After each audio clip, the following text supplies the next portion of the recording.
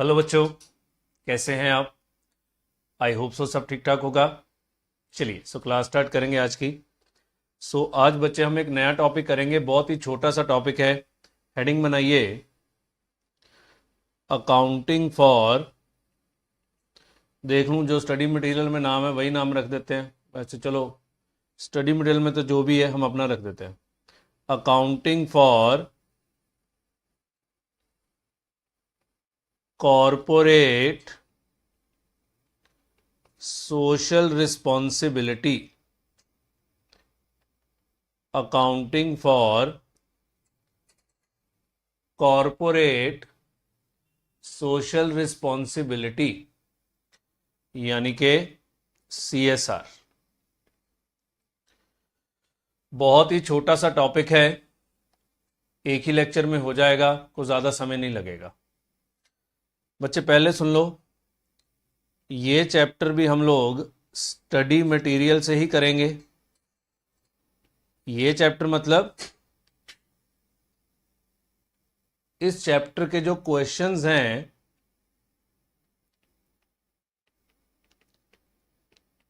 वो हम लोग स्टडी मटेरियल से ही करेंगे। आई थिंक एसी में कुछ फंस गया लगता है, चलो कोई बात नहीं, हो गया ठीक।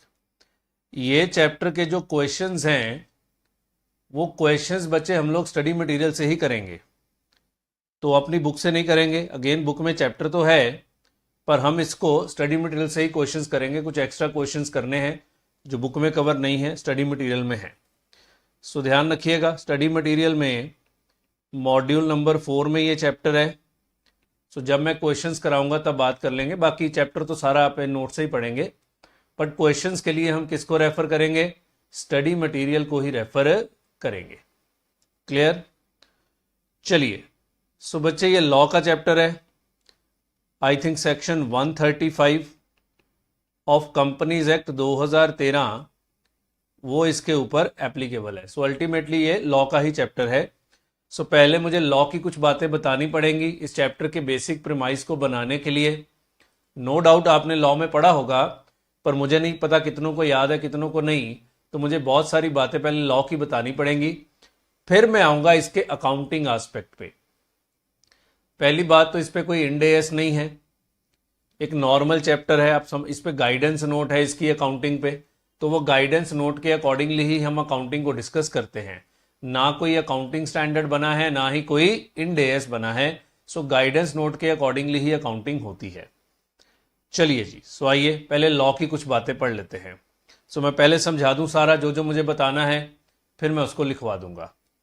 बच्चे सेक्शन 135 ऑफ कंपनीज एक्ट कहता है कि जो कंपनी इन तीनों में से कोई एक कंडीशन पूरी कर दे, उस कंपनी को अपने नेट प्रॉफिट का 2% कॉरपोरेट सोशल रिस्पॉन्सिबिलिटी के ऊपर खर्च करना पड़ता है।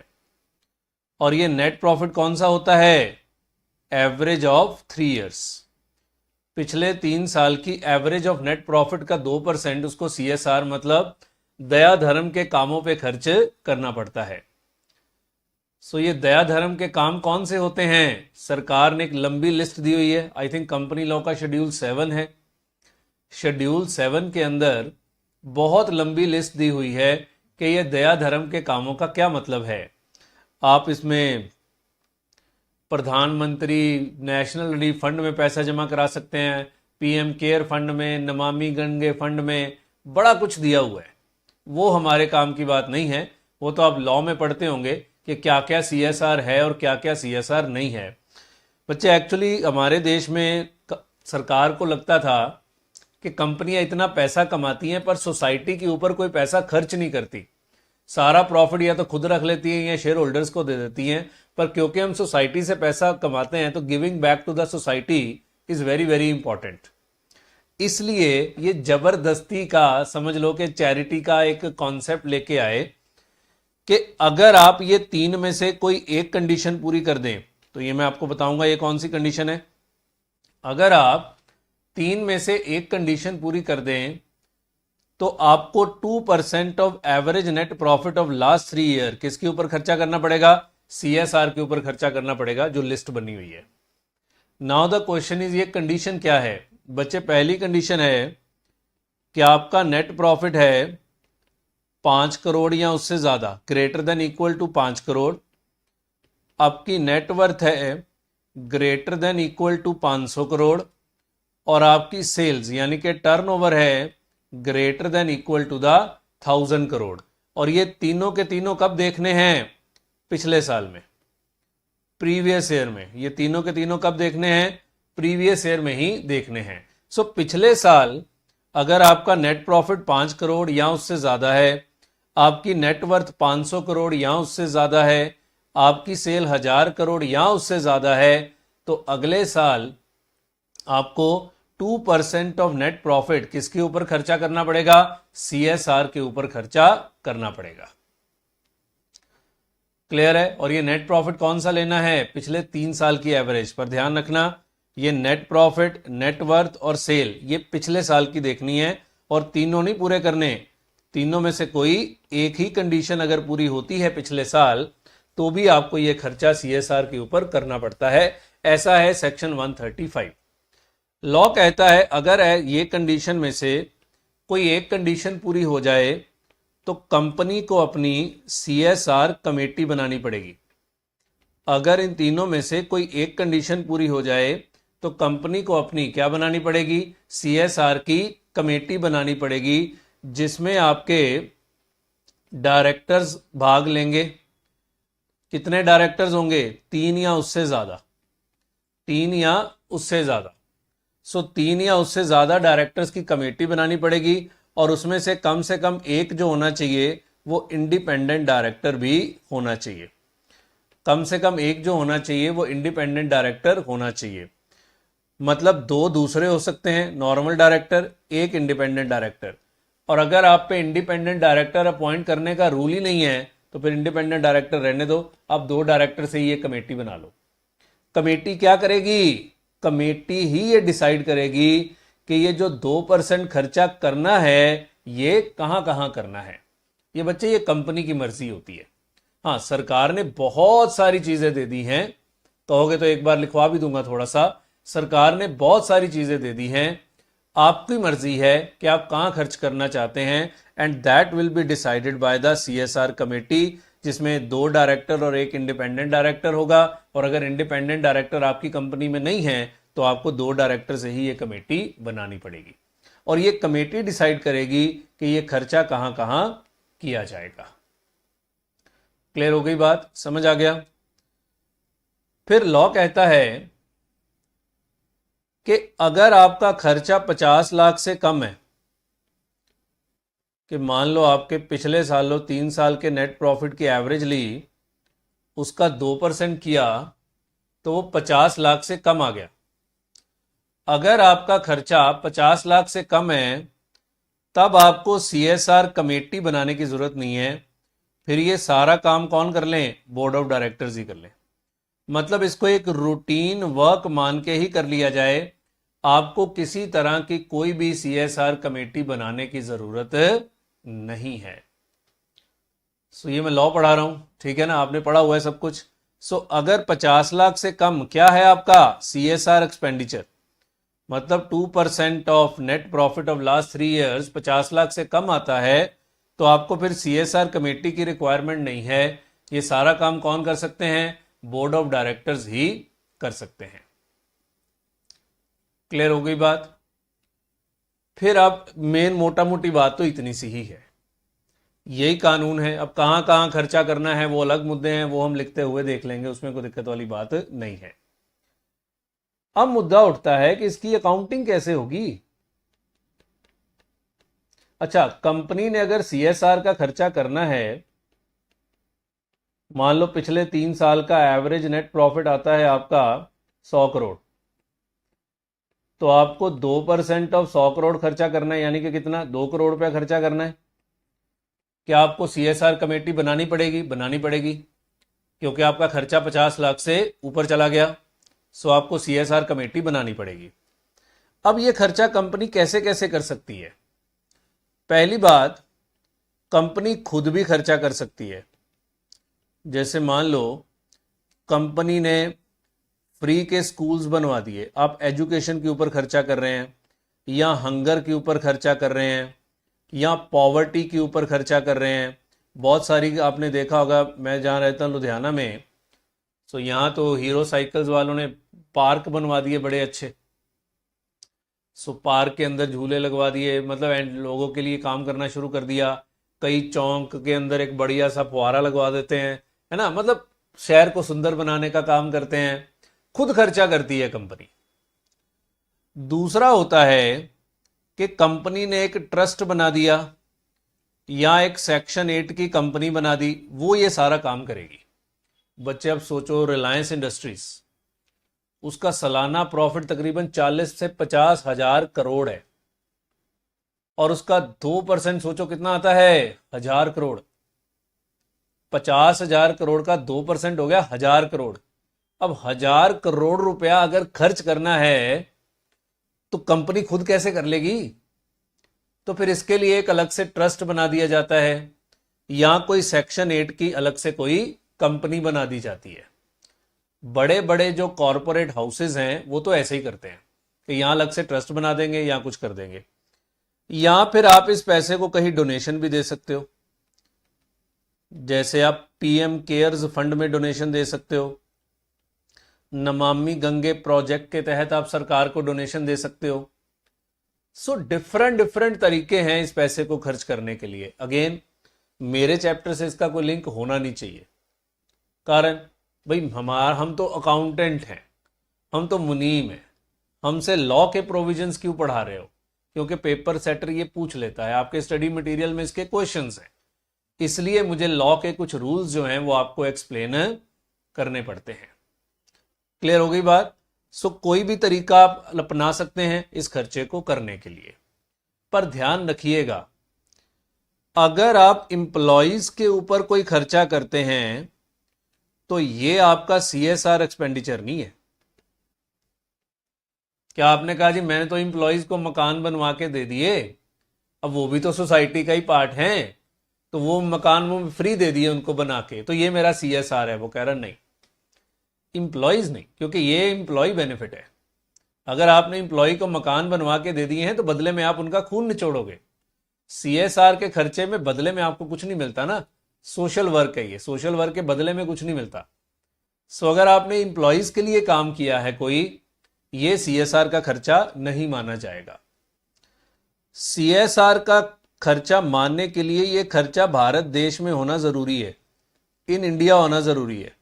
जैसे पेपर में क्वेश्चन आया कि नेपाल में कुछ साल पहले बच्चे बहुत भयंकर अर्थक्वेक आ गया था, और एक कंपनी ने वहां जाके अर्थक्वेक के जो भी पीड़ित लोग थे उनकी मदद में काम किया, है ना, शिविर लगाए, उनके लिए खाने पीने का इंतजाम किया। क्या ये CSR एक्सपेंडिचर माना जाएगा? नहीं, क्योंकि नेपाल अपना देश नहीं है। सो ये खर्चा भारत देश में ही होना चाहिए, बाहर का खर्चा हम लोग नहीं मानेंगे।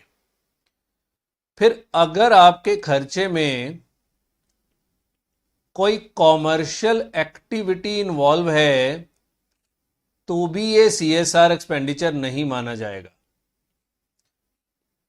जैसे कश्मीर में कुछ साल पहले फ्लड्स आए थे, श्रीनगर में कुछ साल पहले फ्लड्स आए थे।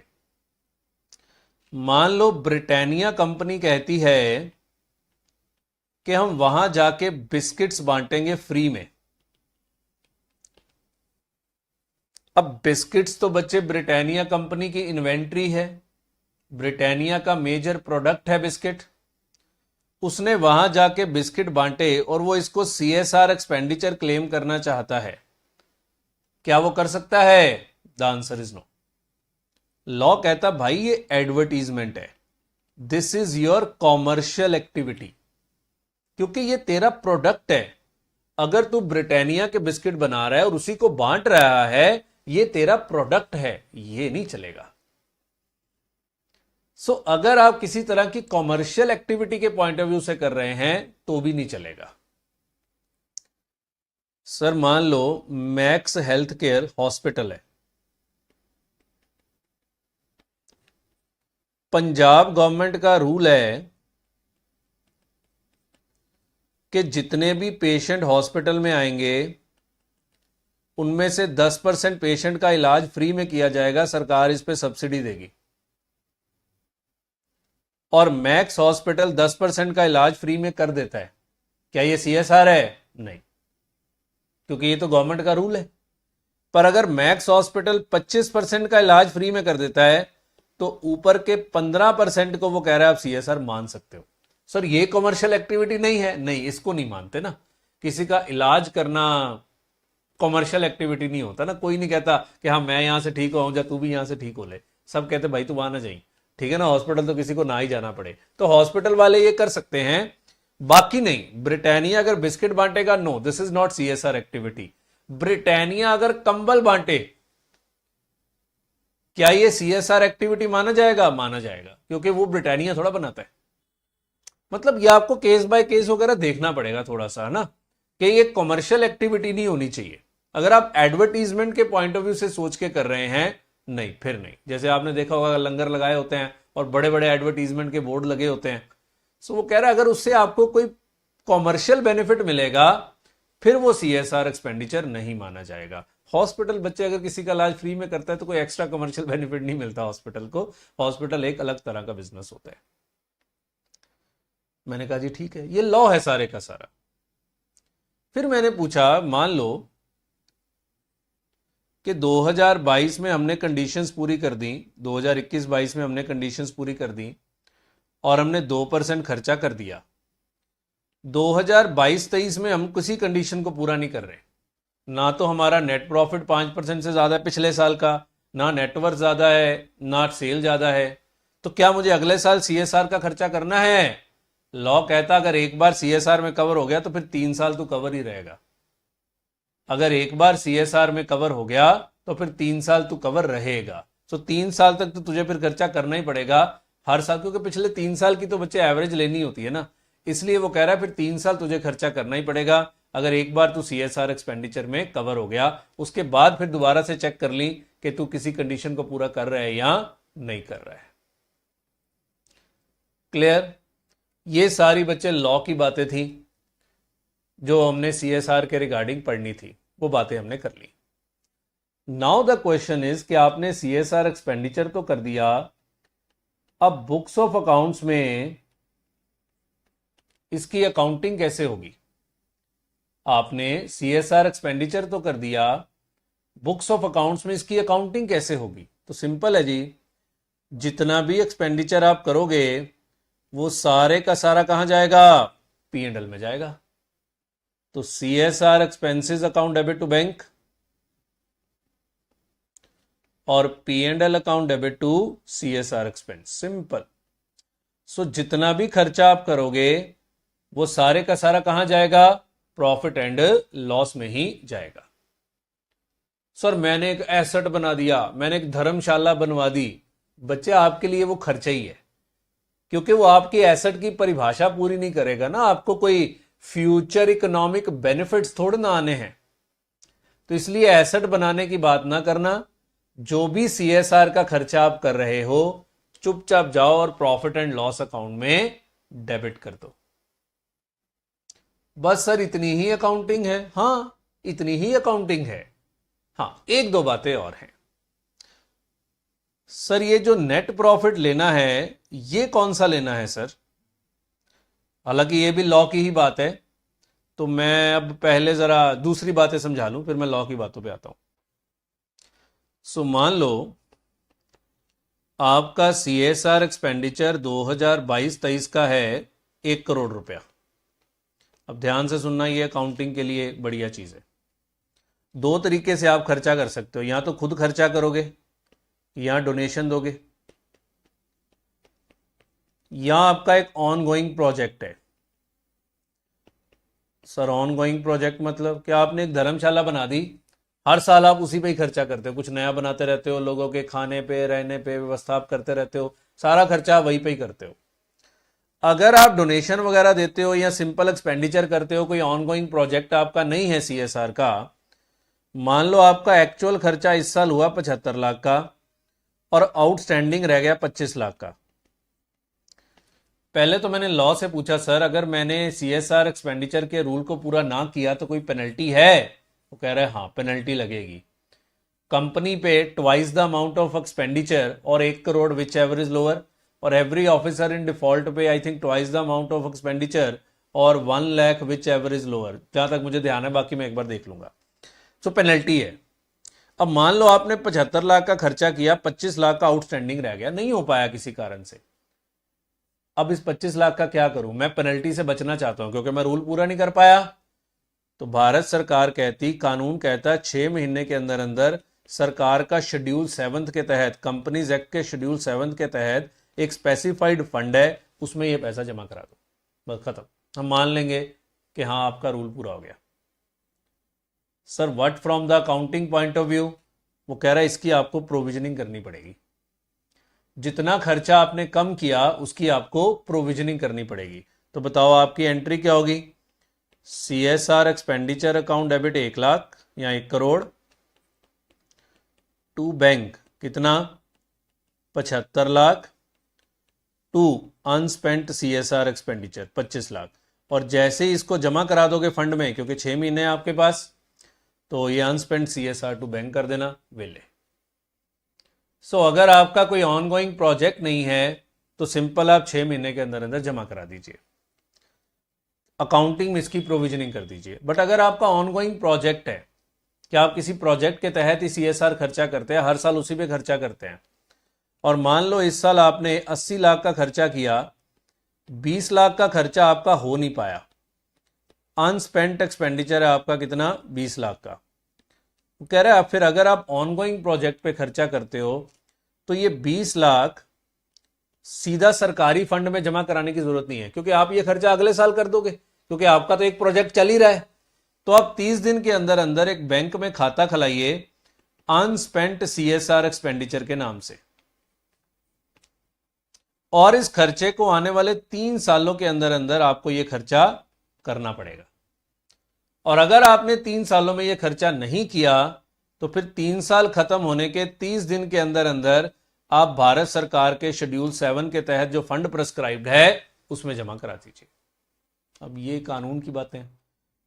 काउंटिंग क्या होगी? यहां भी प्रोविजन बनेगी, सिंपल।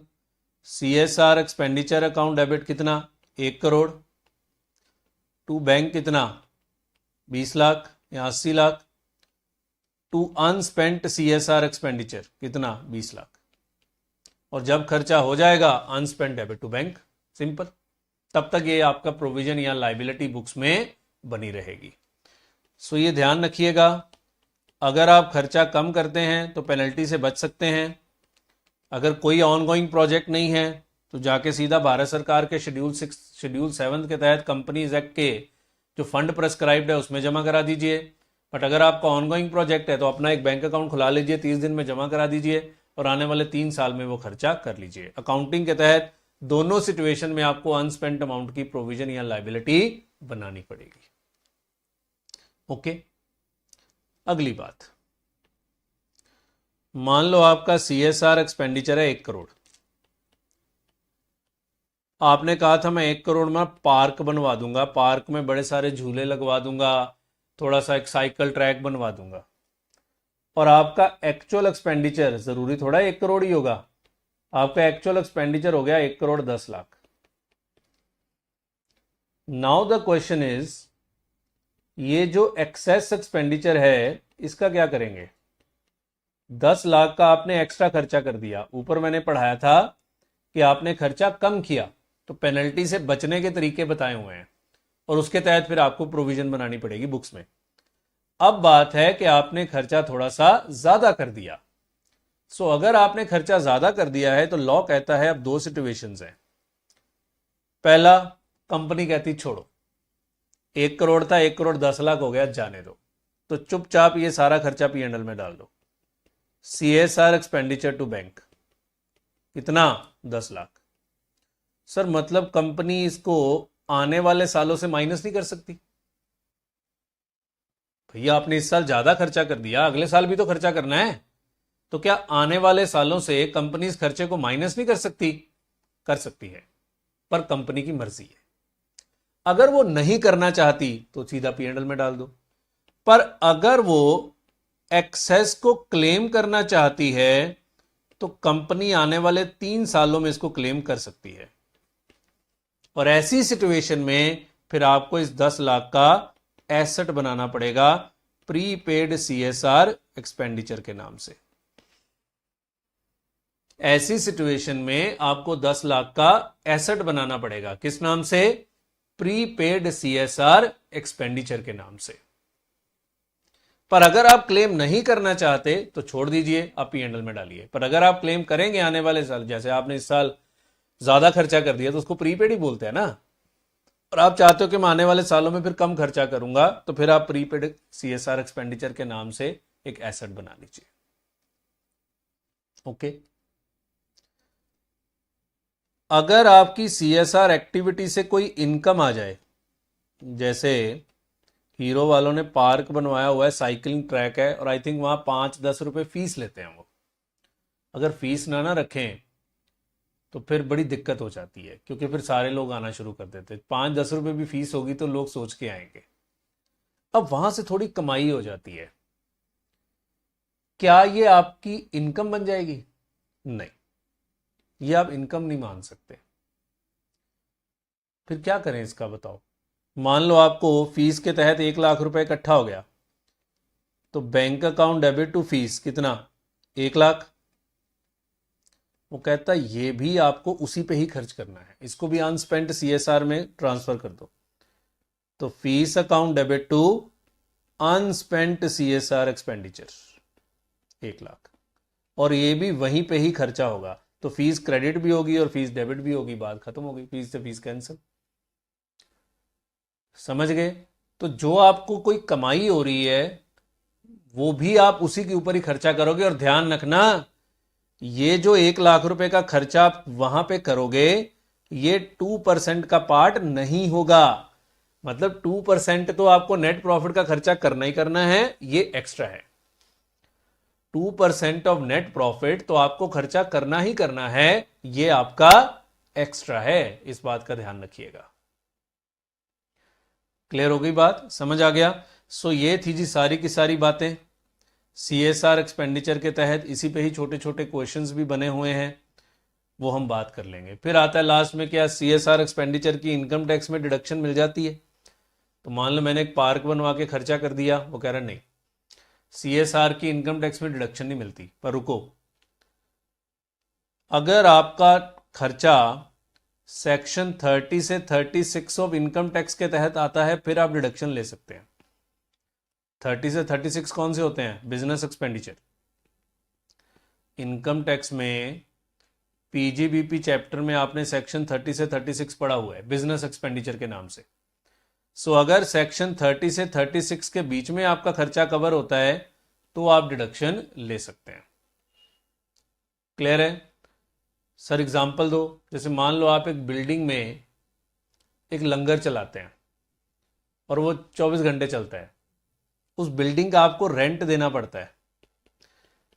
अब बच्चे, लंगर का खर्चा तो सेक्शन 30 से 36 में नहीं आता, पर रेंट तो कवर होता है, इसका आप इनकम टैक्स में डिडक्शन ले सकते हैं।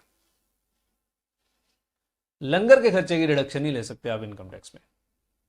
और क्योंकि इनकम टैक्स में डिडक्शन नहीं है तो फिर इस पर कोई डेफर टैक्स भी नहीं बनेगा, परमानेंट डिफरेंस माना जाएगा ये। क्योंकि इनकम टैक्स ना तो इसको आज क्लेम करने देगा, ना कल क्लेम करने देगा, या ना ही कभी क्लेम करने देगा। क्लियर हो गया? सो ये आपका रेंट का खर्चा रेंट का टाइप का खर्चा, डेप्रिसिएशन किसी एसेट के ऊपर। अगर आप लंगर में कोई फैन वगैरह यूज करते हैं तो फैन खरीदना तो नहीं, पर उसकी डेप्रिसिएशन वगैरह आप क्लेम कर सकते हैं। क्लियर? सो ये थी जी सारी की सारी बातें हमने बता दी। अब बेटर है मैं लिखवाऊं बाद में, पहले हम क्या कर लें, क्वेश्चंस कर लें, है ना, ताकि जो नहीं लिखना चाहते वगैरह छोड़ो, आप क्वेश्चंस कराओ, हमें फ्री करो। क्योंकि लिख के क्या करना है, छोटी मैं तो लिखवाऊंगा, मतलब वैसे ही हल्की बातें हैं। तो आइए पहले इसके हम क्वेश्चंस देख लेते हैं, क्योंकि हम बातें सारी कर चुके हैं। चलिए बच्चे, सो स्टडी मटेरियल से हम इसके क्वेश्चंस करेंगे। चैप्टर नंबर 17 है, मैंने पहले बोला है ये चैप्टर बुक से नहीं करना, ये आपको यहीं से करना है, क्योंकि इसमें एक्स्ट्रा क्वेश्चंस तो कोई है नहीं। ठीक है, एक दो बातें और बतानी है, पर उसका कोई क्वेश्चन नहीं है, वो जब मैं नोट्स लिखवाऊंगा तो आपको बता दूंगा। ये 5 नंबर के लिए बहुत इंपॉर्टेंट और मुफ्त के नंबर हैं। सोचो 5 नंबर, अगर इंडिया से 116 का सम आए तो कितने लेक्चर लगे हमें, और अगर यहाँ से 5 नंबर आ जाए तो 1 घंटा, वो भी डबल स्पीड करके सुनो तो आधा घंटा, क्योंकि बहुत ईजी है तो डबल तो आराम से सुन ही सकते हैं। सो आइए एक बार जल्दी से क्वेश्चंस कर लेते हैं, सारे के सारे क्वेश्चंस एक बार देख लेते हैं, फिर मैं इसके थ्योरेटिकल एस्पेक्ट्स आपको लिखवा दूंगा। इलस्ट्रेशन 1 पढ़िए जी। ABC Limited is a company which is formed with charitable objects under Section 8 of Companies Act 2013। तो सेक्शन 8 की कंपनी है जी।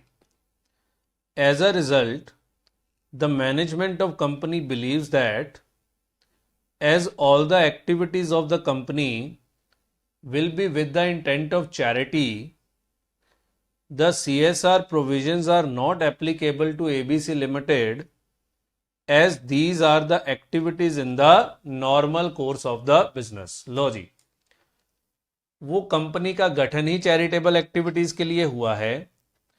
वो कह रहा है क्योंकि हम ऑलरेडी चैरिटेबल एक्टिविटीज ही करते हैं तो हम पे सेक्शन 8 के प्रोविजन एप्लीकेबल नहीं होते। क्या हमने आपको ऐसा कुछ बताया है? नहीं। सेक्शन 8 क्या गया, सेक्शन 135 के प्रोविजंस हम पे एप्लीकेबल नहीं होते, पर हमने तो ऐसी कोई बात करी नहीं। तो क्या सेक्शन 8 कंपनीज को कोई एग्जम्पशन है? The answer is no. Whether the provision of CSR are applicable to ABC limited provided it fulfils the criteria 135 of the act. तो अगर सेक्शन 135 के वो 3 कंडीशन में से कोई एक पूरा कर रहे हैं तो क्या इन पे CSR के रूल लगेंगे? यस लगेंगे। किसी तरह की किसी कंपनी को कोई एग्जम्पशन नहीं है। अगर आपकी नेटवर्थ 500 करोड़ से ज्यादा है पिछले साल, नेट प्रॉफिट 5 करोड़ से ज्यादा है पिछले साल, या सेल 1000 करोड़ से ज्यादा है पिछले साल, तो आपको CSR प्रोविजन एप्लीकेबल है, चाहे आप कोई भी कंपनी है। सो पढ़ लेते हैं। Section 135 is applicable to every company meeting the specified criteria, वही 3 कंडीशंस। सो आगे कंपनी का मीनिंग बता रहे हैं। So this would imply that company setup for purpose of CSR और public welfare are also required to comply with the provisions of CSR। ये ऐसे लिखना चाहिए, company setup for the purpose of charity are also required to comply with the provisions of CSR। So अगर आपकी company charity के लिए भी बनी है तो भी आपको CSR के प्रोविजंस अप्लाई कराने पड़ेंगे। सिंपल सवाल। नेक्स्ट देखिए illustration number 2। Whether a holding or subsidiary of a company fulfilling the criteria under section 135(1) has to comply with the provisions of section 135 even if the holding or subsidiary itself does not fulfill the criteria। दोबारा पढ़ो, बहुत simple सवाल है।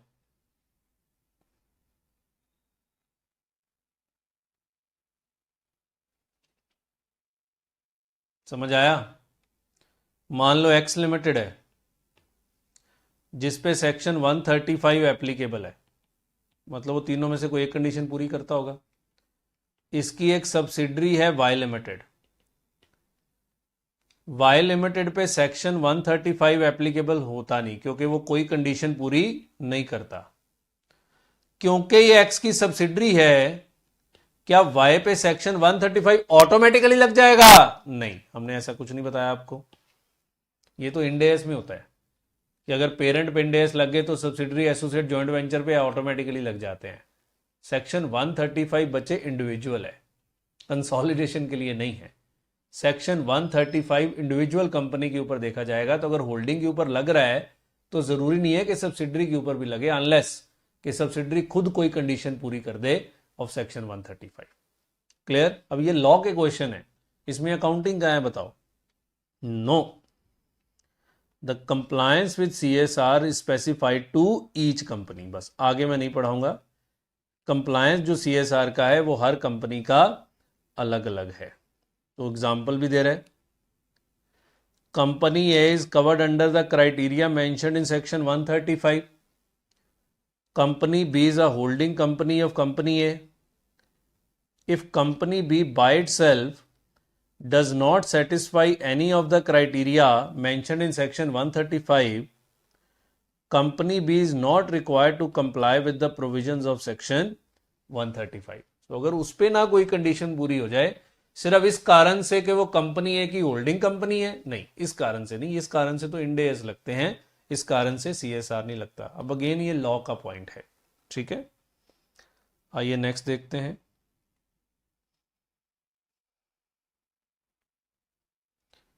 Question number, illustration number 3। ABC limited is a company which has a net worth of 200 crore. हमें चाहिए होती है 500 करोड़ से ज्यादा। It manufacture rubber parts for automobiles. The sales of the company are affected due to low demand of its product. कहानी है, हमें क्या करना है। Required financial details of the following financial year are as follows. Rupees in crore. 31 March 2004 current year projected, मतलब इस साल की प्रोजेक्शन है। 2003, 2002, 2001। आपको इस साल के लिए डिसाइड करना है कि आप पे CSR प्रोविजन लगेंगे कि नहीं लगेंगे। तो उसके लिए बच्चे आपको पिछले साल का डाटा देखना है। पिछले साल आपकी नेटवर्थ है 200 करोड़, ये दोनों तो आपके लिए बेकार है। पिछले साल आपकी नेटवर्थ है 200, नहीं पूरा हुआ। सेल है 950, नहीं पूरा हुआ। प्रॉफिट है 8.5, पूरा हो गया। तो क्या 31 मार्च 2004 पे आपको CSR का खर्चा करना पड़ेगा? यस, करना पड़ेगा। कितना? 2% of average net profit of last 3 years. So पिछले 3 साल के नेट प्रॉफिट की जो एवरेज आएगी उसका 2% आपको खर्चा करना पड़ेगा, ये मतलब है। मतलब क्या हमें CSR कमेटी बनानी पड़ेगी? बनानी पड़ेगी, क्योंकि आपका जो खर्चा आएगा वो 50 करोड़, 50 लाख से अगर ज़्यादा आता है तो आपको 15 करोड़, तकरीबन 15 करोड़ पे आ रहा है। तो 15 करोड़ का 2% कितना होता है? 50 लाख से ज़्यादा होता है, 30 लाख होता है। तो टेक्निकली देखा जाए तो CSR कमेटी की ज़रूरत है नहीं। देखते हैं इन्होंने क्या लिखा है। Does ABC limited has an obligation to form CSR committee since the applicability criteria is not satisfied in current year. वो कह रहा है करंट ईयर में सेटिस्फाई नहीं हो रहा, प्रॉफिट इतना, ये इतना। करंट ईयर का तो देखना ही नहीं है, हमें तो पिछले सालों का देखना है। आप कह दो जी बना दो, वो 50 लाख वाला रूल छोड़ दो। आप कह दो जी आप बनाओ, कोई दिक्कत वाली बात नहीं है, है ना। 50 लाख के चक्कर में आपने नहीं पढ़ना। इन्होंने भी यही लिखा हुआ है कि नेटवर्थ 500 करोड़ से ज़्यादा, नॉट सेटिस्फाइड। सेल 1000 करोड़ से ज़्यादा, not satisfied. Net profit 5 crore से ज़्यादा, सेटिस्फाइड। पिछले साल, है ना, immediately preceding year. Hence the company will be required to form CSR committee. बच्चे ये कैलकुलेशन के चक्कर में नहीं पड़े। वैसे 50 लाख से ज़्यादा वाले को अलग से कमेटी नहीं बनानी पड़ती, CSR एक्सपेंडिचर तो वो भी करते ही है। छोड़ो आप, इन्होंने जो लिखा है बस वो मानो, बात खत्म।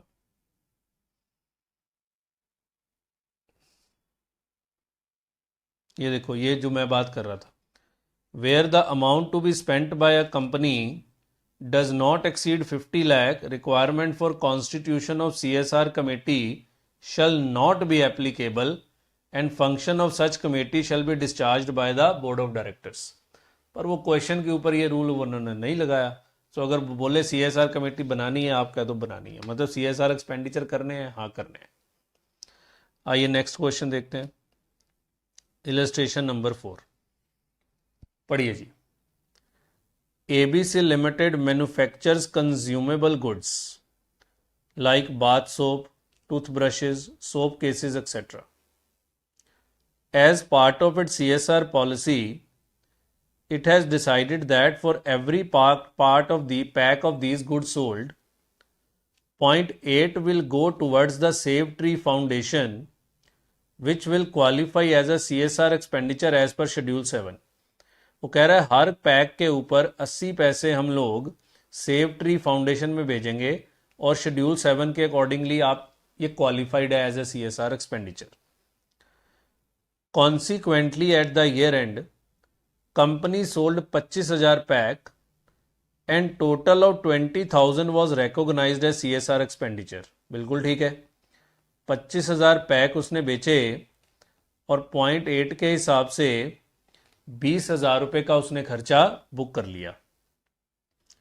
However, this amount was not paid to the foundation at the end of financial year. अभी तक ये पैसा पे नहीं हुआ. तो मैंने बताया था जब तक आप पे नहीं करते तब तक आप इसको खर्चा नहीं क्लेम कर सकते. सर हो सकता है वो जमा करा दे, वो अलग मुद्दा है. वो तो है पार्टली खर्चा कर दिया, बाकी जमा करा दो. भाई यहां तो कुछ भी नहीं खर्चा किया तूने. Will the amount of 20,000 qualify to be a CSR expenditure? No. Law कहता है ये खर्चा पे होना चाहिए, नहीं तो फिर अनस्पेंट लास्ट में 6 महीने के अंदर अंदर खाते में जमा कराओ भारत सरकार के शेड्यूल 7 के फंड में. पर वो रूल यहाँ नहीं है. यहाँ आधे अधूरे सवाल होते हैं. वो कह रहे जी नहीं, जब तक आप पे नहीं करते तब तक आप इसको खर्चा क्लेम नहीं कर सकते. So by earmarking the amount from such sale for CSR expenditure the company can not show it as a CSR expenditure. नहीं दिखा सकते. To qualify the amount to be CSR expenditure it has to be spent. ये paid होना चाहिए. Hence 20,000 will not be automatically considered the CSR expenditure unless spent on CSR activities. Clear? आइए next देखते हैं. Illustration number 5. ये मैंने आपको example भी दिया था, ये पेपर में भी आया था एक बार. Due to immense loss to Nepal in the recent earthquake, one FMCG company undertakes various commercial activities with considerable discount and concession at the related affected areas of Nepal for a continuous period of 3 months after earthquake. उसने बहुत सारे commercial activities किए discount के साथ. वही Britannia, क्योंकि FMCG company है, Britannia fast moving, तो उसने सस्ते बिस्किट बेचे. तो ये तो बच्चे कमर्शियल एक्टिविटी है, ये वैसे CSR एक्सपेंडिचर नहीं है. और वैसे भी ये खर्चा कहाँ हुआ है? नेपाल में. ये तो वैसे ही क्वालिफाई नहीं है करेगा, क्योंकि क्वालिफाई करने के लिए खर्चा इंडिया में होना चाहिए. तो यहाँ 2 रूल हैं, एक तो बाहर का खर्चा है, दूसरा कमर्शियल एक्टिविटी का खर्चा है. दोनों ही नहीं चलेंगे. In the financial statements for 1-2, the management has shown the expenditure incurred on such activity as expenditure incurred to discharge CSR. State whether the treatment done by the management is incorrect. Correct? Explain with reason. नहीं जी, incorrect है ये. पहली बात तो नेपाल है, नहीं चलेगा. दूसरा कमर्शियल एक्टिविटी है, तो भी नहीं चलेगा. So deployment should be the local area of the country में होना चाहिए. Since Nepal is another country, so does not qualify to be the CSR expenditure. इसने दूसरा लॉजिक भी दिया हुआ है. Further it is presumed that the commercial activities performed at concessional rate are not permissible as CSR activities. यहाँ देखो ऊपर rule भी लिखा होगा कहीं.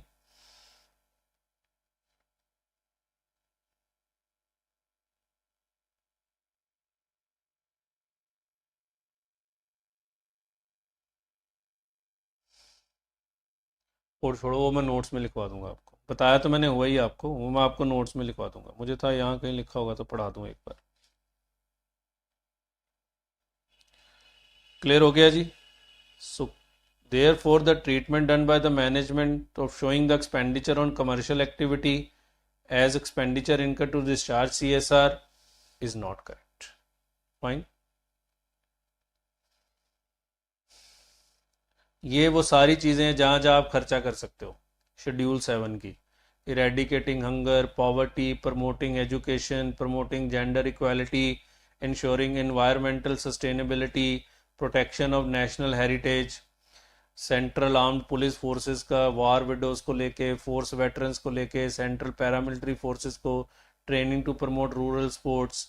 ये PM केयर फंड ये कोरोना के दौरान बना था, आज तक नहीं पता लगा इसका पैसा कहाँ गया, वो अलग मुद्दा है ना. ये सारी चीज़ें हैं. ठीक है. Slum area development, rural development, disaster management, ये सब लॉ का शेड्यूल 7 की बातें हैं कि कहाँ कहाँ आप खर्चा कर सकते हो.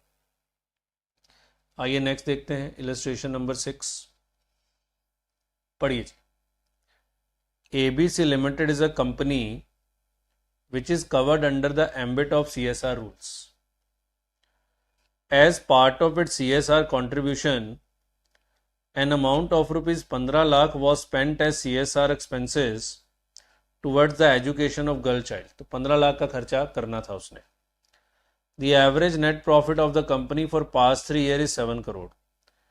अब 7 करोड़ का 2% आई थिंक 14 लाख बनता है, उसने कर दिया है 15 लाख.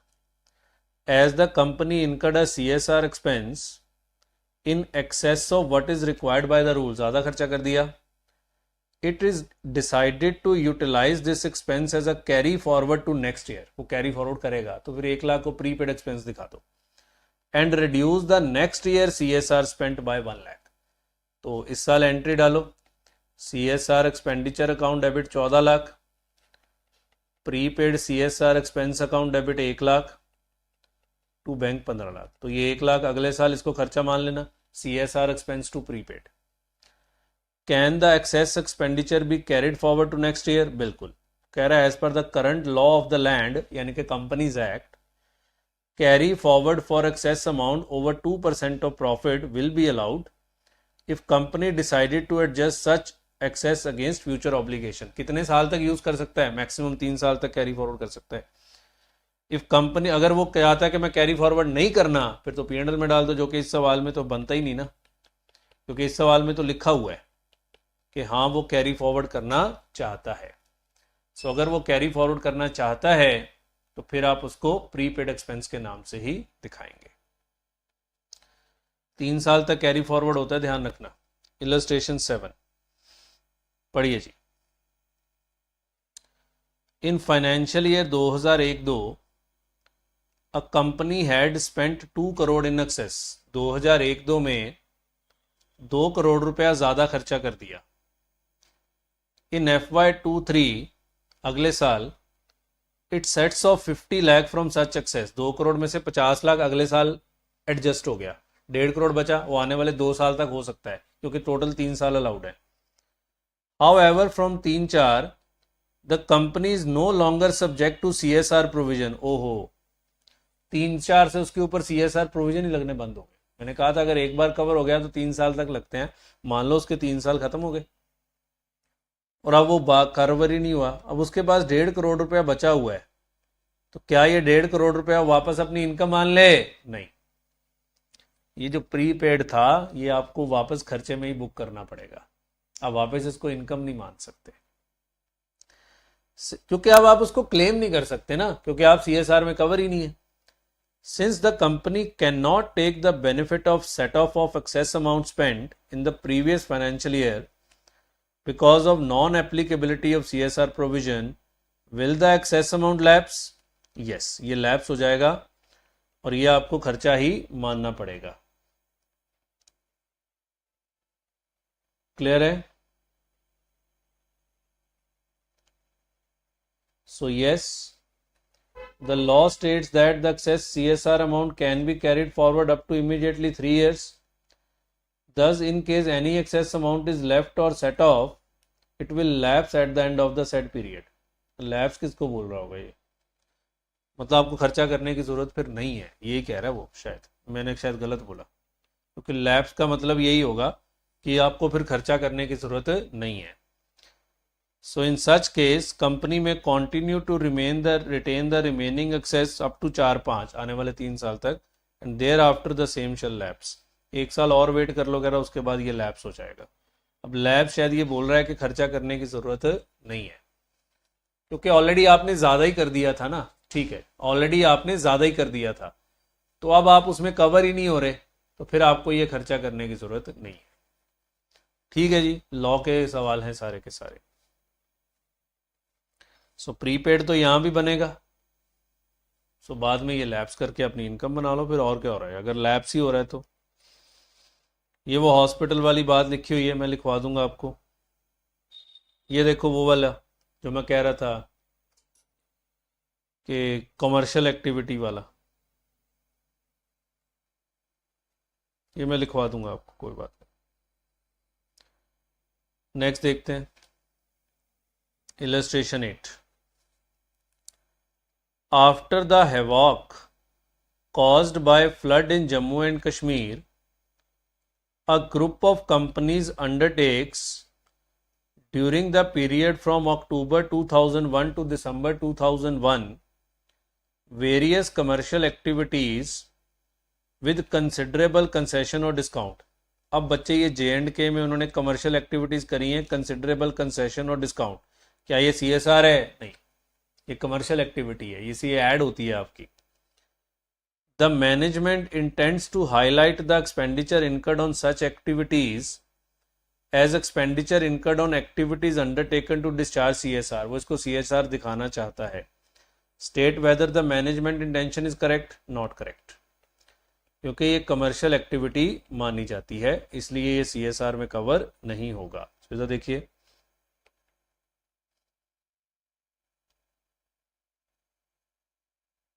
ये पढ़ने की जरूरत नहीं है.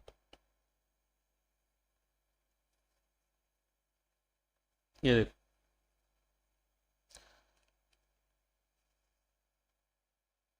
the companies should also take care that expenditure incurred for CSR should not be the expenditure incurred for the activities in the ordinary course of business.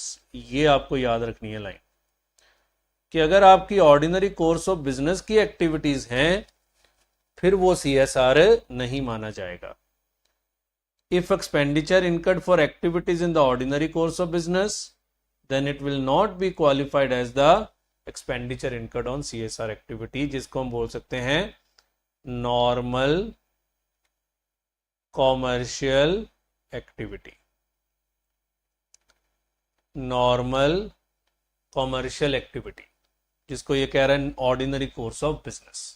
सो अगर आप ऑर्डिनरी कोर्स ऑफ बिजनेस में कोई खर्चा कर रहे हैं, नहीं, वो CSR एक्सपेंडिचर नहीं है. पर यही अगर ल्यूपिन दवाइयां बांटे वो कवर हो जाएगा, क्योंकि इधर देखो a company manufacturing dealing in goods और services distribute those goods or services itself free of charge as CSR expend, which may not be covered in CSR spend. अगर आप गुड्स बेचते हैं और गुड्स सस्ते बेचते हैं वो कवर नहीं होगा. But MCA gave an affidavit that a pharmaceutical company donating medicine or drugs within section 135 of schedule 7 is a CSR activity. मैंने बोला ना, दवाइयों को स्पेशली बोला गया है कि अगर आप दवाई बनाने वाली कंपनी और आप दवाई बांटते हैं वो CSR हम मान लेंगे, as it is relatable to health care or any other entry in the schedule 7. आगे ना बात देखो. सो अगर आप गुड्स और सर्विसेज बांट रहे हैं सस्ते, वो कवर नहीं होगा. क्लियर? बट अगर आप दवाई बनाते हो और आप दवाई बांट रहे हैं वो कवर हो जाएगा. सो ये ध्यान रखना, मैं लिखवाऊंगा अभी, ये सब फिक्र ना करो. So here it is assumed that the commercial activities performed at concessional rate are the activities done in the normal course. उसी सवाल की बात कर रहे हैं. कह रहा मान के चल रहे हैं ये जो बिस्किट आपने बांटे हैं वो आपका नॉर्मल कोर्स ऑफ बिजनेस के तहत ही है, तो मैनेजमेंट की गलत इंटेंशन है, सही नहीं है. आगे बढ़ते हैं.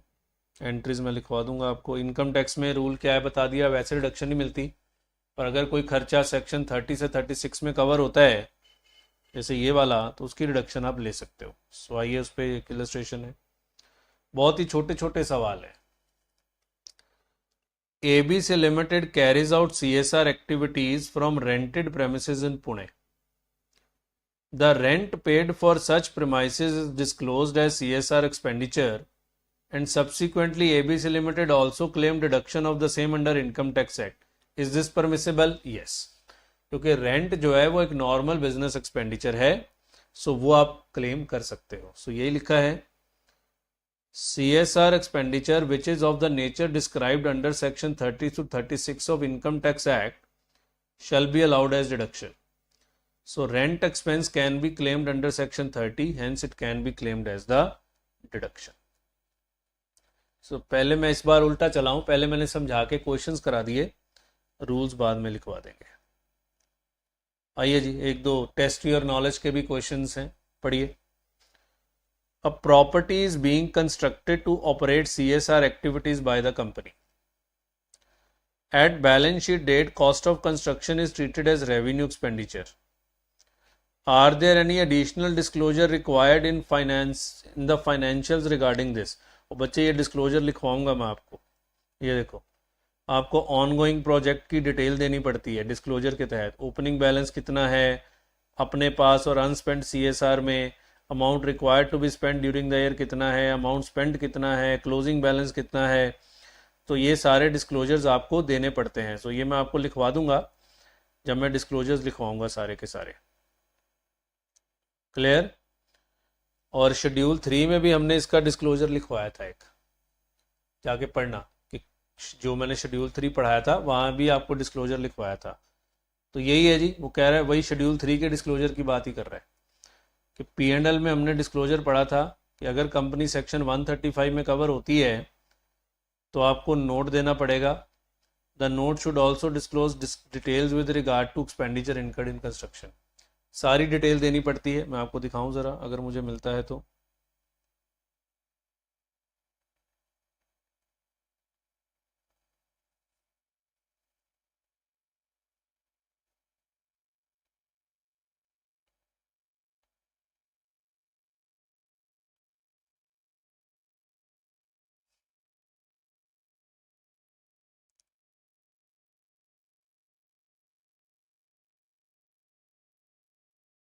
वो ढूंढना पड़ेगा. मैंने लिखवाया हुआ है ये डिस्क्लोजर आपको, तो वो पूरा डिस्क्लोजर यहाँ छापना पड़ेगा आपको. वो होता है कितना खर्चा किया, कितना बाकी है, क्या किस नेचर का खर्चा आप कर रहे हो. वो मैं जब लिखवाऊंगा तो एक बार वो डिस्क्लोजर दोबारा लिखवा दूंगा. तो वही इसने तो डिस्क्लोजर बताया ही नहीं. वो कह रहा है जो P&L का डिस्क्लोजर है वो आपको सारा देना पड़ेगा. वही बता तो सही P&L का डिस्क्लोजर है कौन कौन से. सो वो मैं नोट्स में लिखवा दूंगा एक बार. सो डिस्क्लोजर पे भी क्वेश्चन है. थर्ड देखो, पहले छोटा है. Company is incorporated during financial year 2001-2 and as per the eligibility criteria the company is covered under section 135 for FY34. Whether CSR provision apply to a company that has not completed the period of 3 financial years since its incorporation? Yes. वो कह रहा है अभी मुझे बने हुए भी 3 साल नहीं हुए, क्या मुझ पर CSR के रूल लगेंगे? लगेंगे जी. ये कहाँ लिखा नहीं लगेंगे सर. फिर पिछले 3 साल का एवरेज नेट प्रॉफिट कैसे लोगे भाई? जितने साल है उतना ले लो. मान लो अभी 2 साल पहले ही कंपनी बनी है, दूसरे साल ही आप 135 में कवर हो गए, तो जितने साल है उतने साल के ले लो. सो ये ध्यान रखना, ये कहीं नहीं लिखा कि आपको अभी 3 साल ही नहीं हुए तो आप कवर नहीं होंगे, ऐसा कुछ नहीं है. Yes, if a company has not completed 3 financial years since it's incorporation but it satisfies any of the criteria mentioned in section 135, the CSR provision are applicable. Clear है? सो यही लिखा है कि आप पिछले 2 साल के एवरेज नेट प्रॉफिट ही ले लो. भाई मैंने बोला ना कि अगर आपको 2 साल ही हुए बने हुए तो 2 साल के एवरेज नेट प्रॉफिट ले लो. पहले साल आप कवर नहीं हो सकते क्योंकि प्रीवियस ईयर का देखना होता है. तो अगर इस साल आपकी कंपनी बनी है तो कम से कम आप यहाँ चेक करोगे ना कि पिछले साल का नेट प्रॉफिट कितना, सेल कितनी, तो कम से कम आप दूसरे साल में कवर हो गए तो फिर पिछले साल के प्रॉफिट का ले लो. और अगर आप तीसरे साल में हैं, अभी 2 साल ही हुए हैं बने हुए, तो 2 साल के एवरेज ले लो. पर आप ये नहीं कह सकते कि हाँ मुझे अभी 3 साल ही नहीं हुए बने हुए और मैं CSR में कवर नहीं हूं. ऐसा नहीं हो सकता. नेक्स्ट देखिए. In the year 2001 XYZ Limited falls within the purview of CSR provision as per the Companies Act 2013. Since its net profit for financial year exceeds 5 crore, तो 2001 में वो CSR में कवर हो गया क्योंकि उसका प्रॉफिट 5 करोड़ से ज़्यादा था. The company discharged CSR obligation in the year 2002. 2001 में कवर हुआ तो 2002 में ऑब्लिगेशन पूरी कर दी उसने. However, the net profit of the year 2002 were less than 5 crore. 2001 का नेट प्रॉफिट था मोर देन 5 करोड़. तो 2002 में वो CSR में कवर हो गया. अब 2003 में कवर करने के लिए 2002 का नेट प्रॉफिट देखना पड़ेगा ना. वो कह रहा है वो लेस देन 5 करोड़ है। 2003 में वो सीएसआर में कवर नहीं हुआ, पर मैंने बता दिया था अगर आप एक बार कवर हो गए तो कम से कम 3 साल तक आप पे ये रूल लगते हैं। तो आगे वो यही पूछेगा क्या 2003 में सीएसआर के रूल्स लगेंगे? हाँ लगेंगे, क्योंकि अगर आप एक बार कवर हो गए तो कम से कम 3 साल तक आप पे ये रूल लगेंगे। Also it was also not satisfying the other two criterias of 135. So 2003 में या 2002 में कोई क्राइटेरिया सेटिस्फाइड नहीं हुआ। Therefore the company stopped performing CSR activities from the year 2003 onwards। नहीं जी, गड़बड़ हो गया। अगर आप 2002 में कवर थे तो 3 में भी कवर है और 4 में भी कवर मानने चाहिए, चाहे आप कोई कंडीशन पूरी करें चाहे ना करें। Comment on the companies accountability for CSR. तो बिल्कुल अकाउंटेबल है जी कंपनी। सो रूल पढ़ लेते हैं एक बार। Once a company has fulfilled the net worth, turnover or net profit criteria for 1 year, it has to fulfill its CSR obligation for subsequently 3 financial years, even if it does not fulfill any of these criteria in those years। चाहे वो उस दौरान कोई criteria पूरा करे चाहे ना करे, आपको ये करना ही पड़ेगा। So in the given case, XYZ falls within the ambit of CSR obligation by fulfilling the criteria of net profit exceeding 5 crore in the year 2001. So it has to discharge its CSR obligation by spending 2% of average profit every year starting from 2002 to 2004. It cannot stop spending a CSR activities as per the act after 2002.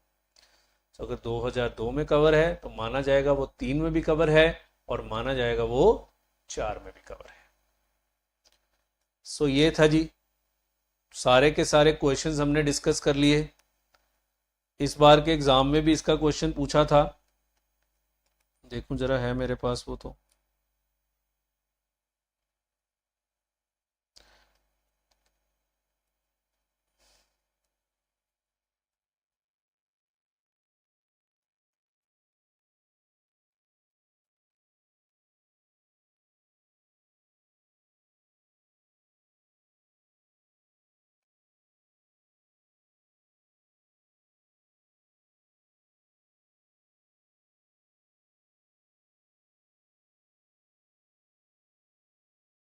ये देखो, company की net worth है 450 करोड़, वही जो अभी किया था, और वो बाथरूम एक्सेसरीज बनाती है एंड ऑल दैट। 31 मार्च 2022 के लिए आपको डिसाइड करना है, तो 31 मार्च पिछला साल देखोगे, पिछले साल नेट प्रॉफिट 5 करोड़ से ज़्यादा है, तो 2022 के लिए आप पे एप्लीकेबल है। फिर कह रहा है 21-22 में PK limited decided that on sale of certain selected item of bathroom accessories at 50 paise per unit. वही आ गया कि उसने ये पैसा जमा नहीं कराया। Will be contributed to save water foundation, ये सेम स्टडी मटेरियल का क्वेश्चन है। Which will classify as CSR expenditure as per schedule 7। Consequently, by year end, company recognized 150 as CSR expenditure. However, only 50% of the aforesaid amount was paid by the foundation. उसने 50% ही जमा कराया है। तो ठीक है, जब तक आप जमा नहीं कराते तब तक आपका CSR खर्चा नहीं है। या तो फिर लास्ट में आप 6 महीने के अंदर अंदर उसकी लाइबिलिटी बना के फंड में जमा कराओ, नहीं तो आप इस 50% को ही CSR एक्सपेंडिचर दिखा सकते हैं। सो सेकंड पार्ट, पहले पार्ट में तो वही था कि आपको CSR कमेटी बनानी पड़ेगी। हाँ बनानी पड़ेगी। फिर क्या 1.5 लाख को CSR एक्सपेंडिचर दिखा सकते हैं? नहीं, आधा दिखाएंगे। देखिए इन्होंने क्या आंसर दिया, वही है। तो बाकी 50% की आपको प्रोविजन बनानी पड़ेगी, वही मैंने बोला था ना। प्रोविजन बनाएंगे तो आप खर्चा दिखा सकते हैं, ठीक है। Company is obliged to spend a sum of 150 by contributing the same to Save Water Foundation. Hence 150 shall classify as CSR expenditure. 50% आपने पे कर दिया, 50% आपको प्रोविजन बनानी पड़ेगी। मैंने बताया था ना, स्टडी मटेरियल के क्वेश्चन का आंसर अधूरा था, ये पूरा आंसर है। स्टडी मटेरियल के क्वेश्चन का आंसर अधूरा है, वहां लिखा है कि आपने जमा नहीं कराया। जैसे इधर देखो, फिर से दिखाऊंगा आपको।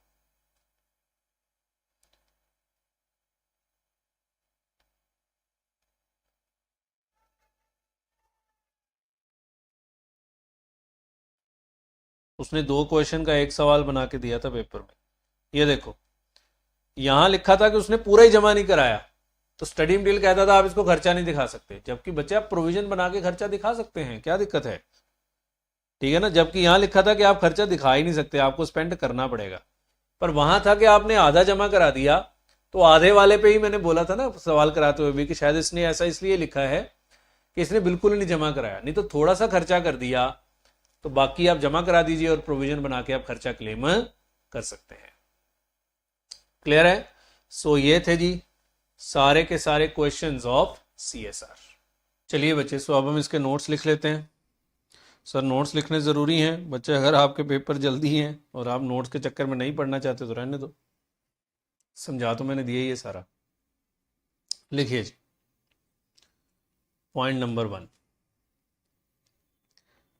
As per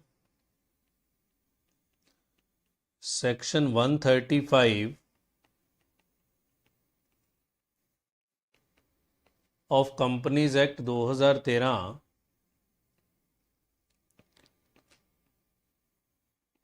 any company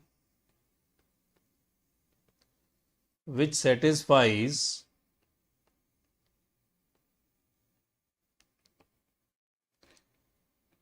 any one of the following conditions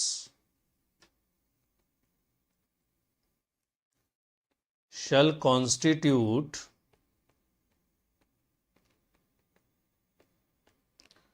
a CSR committee।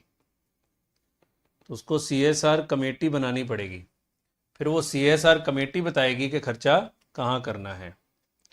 Conditions क्या हैं? Net worth greater than equal to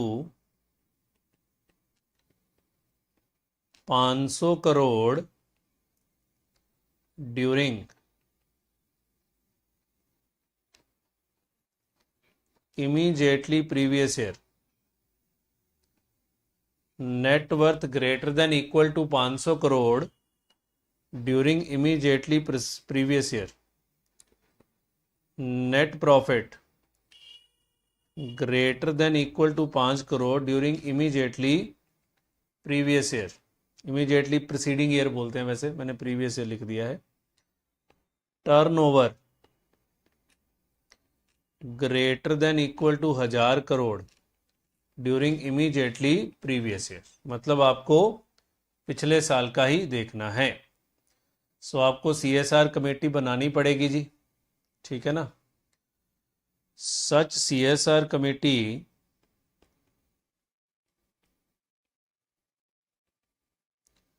shall consist of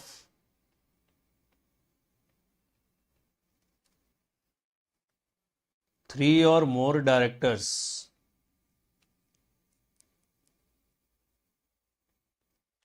including at least one independent director,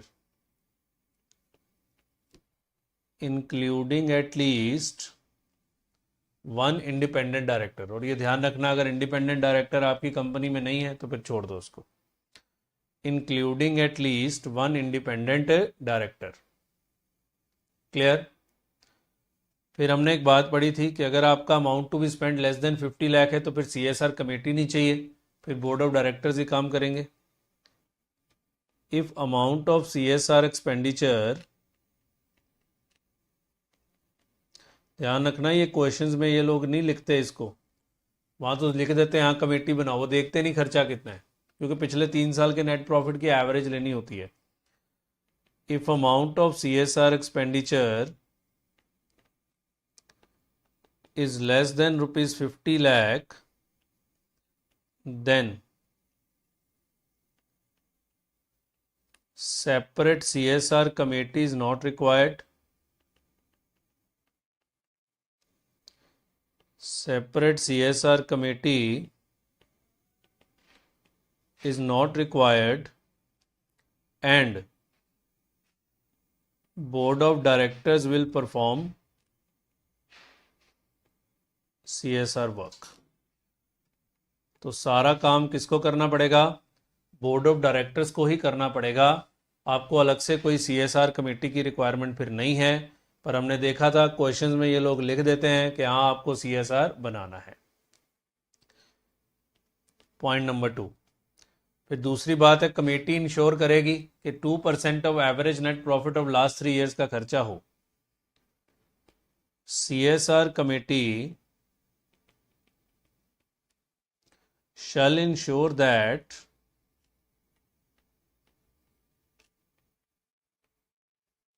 the company should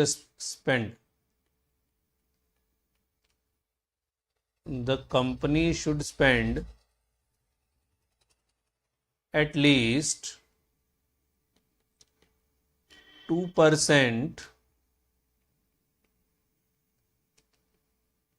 of its average net profit of last 3 years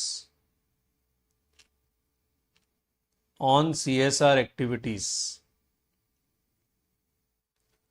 2% of its average net profit of last 3 years on CSR activities. Third, अब बच्चे इतना चाहिए तो नहीं होता, फिर भी लिख लेते हैं कि नेटवर्थ में क्या क्या आता है। आपने देखा इस पे कोई क्वेश्चन भी नहीं था। सो नेटवर्थ बच्चे शेयर होल्डर फंड्स होते हैं। सो टेक्निकली देखा जाए तो share capital plus other equity, पर उसमें कुछ और भी चीज़ों को एडजस्ट करना पड़ता है, क्योंकि नेटवर्थ पिछले साल की 500 करोड़ या उससे ज़्यादा चाहिए, तो पता भी तो होना चाहिए ना नेटवर्थ निकलेगी कैसे। तो नेटवर्थ में सबसे पहले आएगा paid up share capital,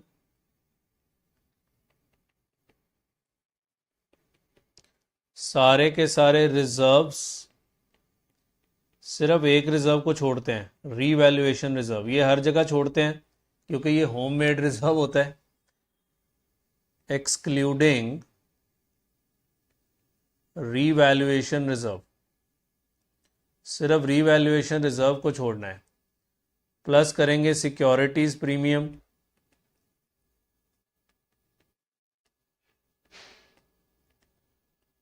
minus करेंगे डेफर्ड रेवेन्यू एक्सपेंडिचर। अब देखो ना, ये इंड AS में एग्जिस्ट ही नहीं करते, पर मैंने बोला ना इसके ऊपर कोई इंड AS तो है नहीं, ये तो लॉ की आइटम है।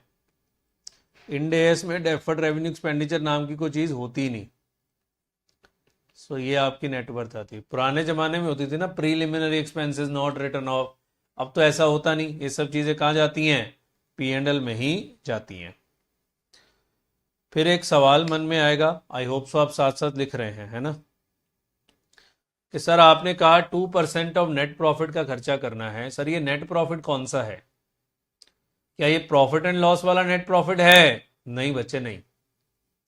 ये नेट प्रॉफिट वो है जिसपे मैनेजरियल रेम्युनरेशन आप कैलकुलेट करते थे, हैं, साइज सेक्शन 198 वाला। यस, जिसपे आप मैनेजरियल रेम्युनरेशन कैलकुलेट करते थे। बड़ी सारी चीज़ें उसमें से हटानी पड़ती थी। सो मैं एक बार लिखवा रहा हूँ, हालांकि आई डाउट इसके ऊपर कोई क्वेश्चन आएगा, पर स्टिल मेरा फर्ज बनता है तो मैं लिखवा दूँ। Meaning of net profit, meaning of net profit. So लिखिए, it is calculated as per section 198 of companies act 2013 as follows. So कैसे निकालते हैं? पैट उठाइए, जो भी आपका net profit as per P&L आया है, सबसे पहले प्लस करिए उसमें प्रोविजन फॉर टैक्स। तो प्रॉफिट आपको बिफोर टैक्स चाहिए होगा। सो ये आ गया आपका क्या? Profit before tax. Clear? Plus करते हैं इसमें सारे के सारे प्रोविजंस, क्योंकि प्रोविजंस बच्चे बुकिश एंट्रीज होती हैं। वो कह रहा है इसको प्लस कर दो सारों को, क्योंकि आप मर्जी से बना सकते हो ना, सब्जेक्टिविटी होती है। सर आजकल तो इंड AS बने हुए हैं, तो इंड AS भी तो सब्जेक्टिविटी के साथ ही है ना। प्रोविजन की अमाउंट तो आपको ही डिसाइड करनी है ना। हाँ, आप इसके अगेंस्ट एक्चुअल एक्सपेंडिचर तो माइनस कर सकते हैं ना, जैसे प्रोविजन फॉर बैड डेट्स आपको प्लस करना पड़ेगा, पर आप बैड डेट्स माइनस कर सकते हैं। प्रोविजन फॉर रिपेयर आपको प्लस करना पड़ेगा, पर आप एक्चुअल रिपेयर एक्सपेंडिचर माइनस कर सकते हैं। तो एक्चुअल एक्सपेंडिचर अगेंस्ट प्रोविजन, ये आप माइनस कर सकते हैं। Actual expenditure against provision plus जो भी आपने मन घड़त डेप्रिसिएशन अगर चार्ज करी है तो वो हटानी पड़ेगी, क्योंकि कंपनीज एक्ट में डेप्रिसिएशन लगती है एज पर शेड्यूल 2, वो माइनस करनी पड़ेगी। आपको कुछ याद आ रहा होगा, managerial remuneration CA inter group 1, depreciation as per schedule 2 जो है वो आपको माइनस करनी पड़ेगी। प्लस अगर आपने कोई मिसलेनियस एक्सपेंडिचर, प्रीलिमिनरी एक्सपेंडिचर वगैरह राइट ऑफ किए हुए हैं, उनको आप ऐड कर दीजिए। कोई लॉस ऑन या गेन और loss on sale of fixed asset है, वो plus loss on sale of fixed assets और investments, loss on sale of PPE. अब ये ना अकाउंटिंग स्टैंडर्ड के पॉइंट ऑफ व्यू से बातें हो रही हैं, और capital gain on sale of fixed assets भी माइनस करना पड़ता है। Capital gain on sale of PP, ये कैपिटल गेन कैसे निकालते हैं? Sale price minus original cost, minus WDV नहीं करते। अब इसका लॉजिक देने के चक्करों में मैं नहीं पढ़ूंगा, ये ग्रुप 1 की बातें हैं। सो इस नेट प्रॉफिट के ऊपर बचे खर्चा करना होता है। तो ये मैंने जस्ट आपको रिव्यू कराया है जो मैनेजेरियल रेम्युनरेशन चैप्टर में आप लोगों ने पढ़ा था। क्लियर? बनाओ इसको जल्दी। हालांकि इस पे कोई सवाल आने से रहा, आई डाउट कि इस पे कोई सवाल आने वाला है।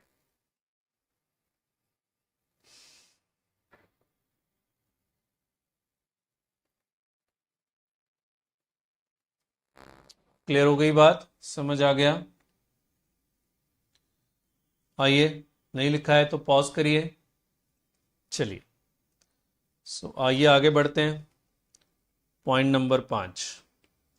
अब CSR एक्टिविटीज में क्या क्या कवर है? शेड्यूल 7 है कंपनीज एक्ट का, उसमें लिखा है, शॉर्ट में लिख लेते हैं। Following are the various CSR activities, following are the various CSR activities. आप हंगर को दूर करने के लिए कोई काम कर रहे हैं, ये हंगर गेम नहीं है। आप पॉवर्टी को दूर करने के लिए कोई काम कर रहे हैं, आप स्लम डेवलपमेंट के ऊपर कोई काम कर रहे हैं, आप रूरल डेवलपमेंट के ऊपर कोई काम कर रहे हैं, clean river Namami Gange project के तहत आपने कुछ खर्चा किया है, आप जेंडर डिस्क्रिमिनेशन के ऊपर कुछ काम कर रहे हैं। ये जस्ट बच्चे मैं जानकारी के लिए लिखवा रहा हूँ, इस पर क्वेश्चन आएगा आई डाउट। आप कोई हेरिटेज साइट्स के ऊपर कोई काम कर रहे हैं, आप कंट्रीब्यूशन भी कर सकते हैं ना, डोनेशन टू PM केयर्स। ये बच्चे फंड बनाया गया था कोविड के दौरान, प्रधानमंत्री जी ने अपील की थी कि इसमें डोनेशन दीजिए, पर वो पैसा कहाँ गया ये किसी को पता ही नहीं लगा। आई थिंक ये RTI से भी बाहर रखा हुआ है इसको, वो अलग मुद्दा है, हमारे देश में चलता रहता है ना। पर ये सब चीज़ें अब CSR क्या हमें ये लर्न करनी है? ना ना ना ना ना, ये तो वैसे लिखवा दिया। ठीक है। फिर अगली बात हमने पढ़ी थी कि अगर आप नॉर्मल कोर्स ऑफ बिजनेस के तहत कोई खर्चा करते हैं, सिंपल कमर्शियल एक्टिविटी, वो CSR एक्सपेंडिचर नहीं माना जाएगा। याद है ना ब्रिटानिया वाला example? CSR activities shall exclude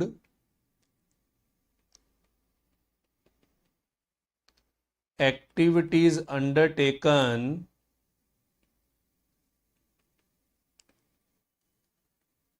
in the normal course of business, shall exclude activities undertaken in the normal course of business, bracket में अपने याद रखने के लिए लिख लो कमर्शियल एक्टिविटी। ब्रिटानिया वाला एग्जाम्पल याद रखना है कि अगर आप बिस्किट बनाते हैं और सस्ते में जाके बिस्किट बेच आते हैं वो कवर नहीं होगा। याद रखना फार्मास्यूटिकल दवाइयां देता है वो कवर्ड है, ठीक है, except in case of pharmaceutical companies.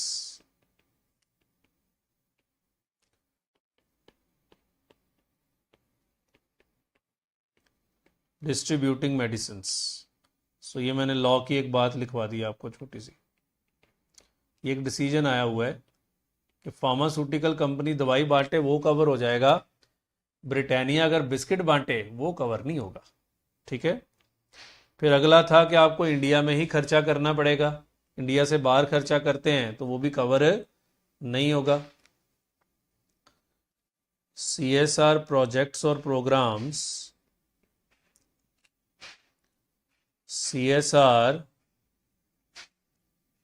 Projects और programmes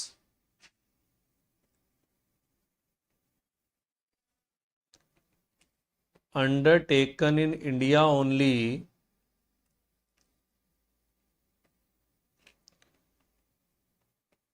shall amount to CSR expenditure.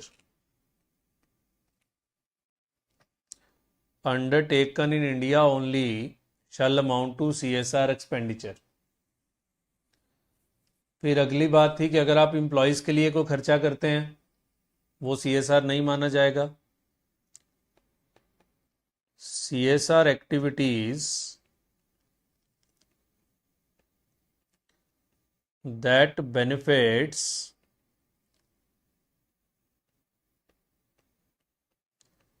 employee of the company and their families, employee और उसके फैमिलीज के लिए भी, वो भी CSR एक्सपेंडिचर नहीं माना जाएगा क्योंकि ये आप अपने फायदे के लिए करते हैं। Are not CSR expenditure, are not CSR expenditure, तो इसको भी CSR का खर्चा नहीं माना जाएगा। फिर एक और है, शायद मैंने बताया नहीं था, अगर आप पॉलिटिकल पार्टी को डोनेशन देते हैं, आम आदमी पार्टी को आपने डोनेशन दे दी, नहीं जी नहीं, ये भी CSR का एक्सपेंडिचर नहीं है। Contribution of an amount to political party shall not be covered as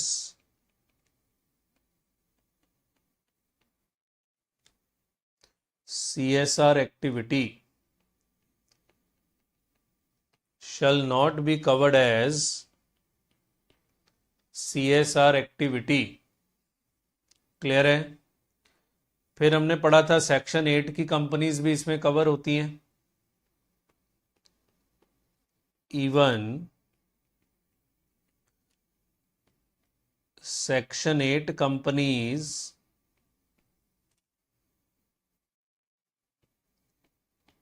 are required to incur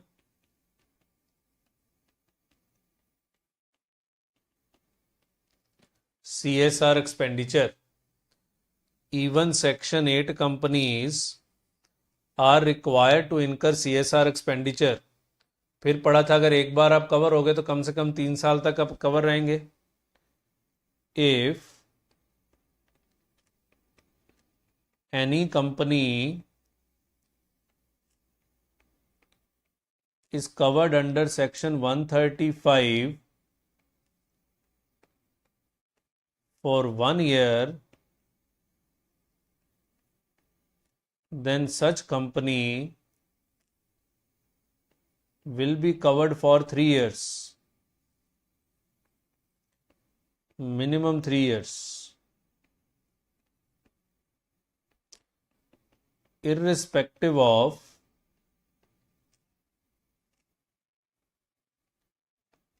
whether it fulfills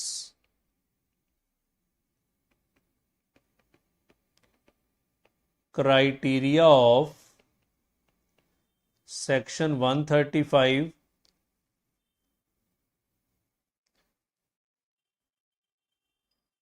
in subsequent 2 years. सो अगले वाले 2 सालों में आप क्राइटेरिया पूरा करते हैं कि नहीं करते, इससे कोई फर्क नहीं पड़ता। अगर एक बार आप कवर हो गए तो आप 3 साल तक कवर ऑटोमेटिकली माने जाएंगे। फिर एक सवाल किया था, अगर आप पे लग गए तो आपकी होल्डिंग या सब्सिडरी पे ऑटोमेटिकली सेक्शन 135 नहीं लगता। If section 135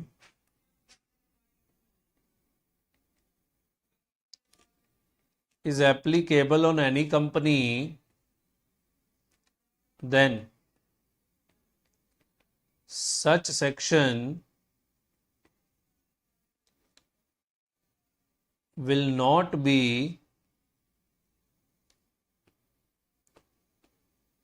automatically applicable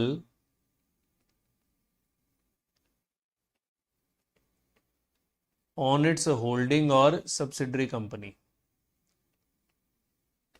unless के वो खुद कोई कंडीशन पूरी कर देना 135 की, तो फिर उन पे लग जाएगा, अदरवाइज ये उन पे फिर नहीं लगेगा।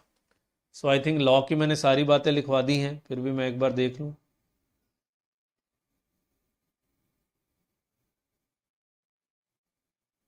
एक पेनल्टी वाला है, वो बच्चे हमें रिक्वायर्ड नहीं है कि पेनल्टी कितनी लगती है। मैंने बता दिया था ना कि 1 करोड़ या twice the amount of CSR expenditure which ever is lower, और जो भी ऑफिसर इन डिफॉल्ट है उसको 1/10 of the amount of expenditure और 2 lakh which ever is lower.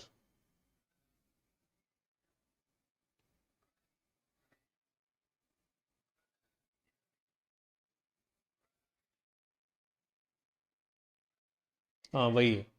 सो मैं पेनल्टी वगैरह नहीं लिखवाऊंगा बच्चे, वो हमें रिक्वायर्ड नहीं है। आइए अब अकाउंटिंग की बात कर लेते हैं। ये तो लॉ की बातें थी जिसमें हमें क्वेश्चंस आए थे, तो मैंने वो सारी बातें लिखवा दी ताकि आप यहीं से पढ़ के सवाल दोबारा पढ़ने की जरूरत ही ना पड़े। Accounting for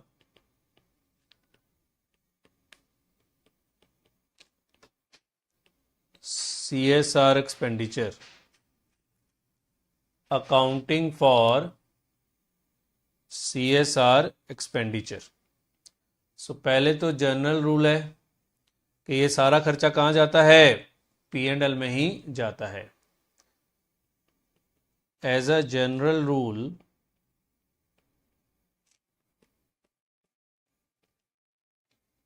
the entire CSR expenditure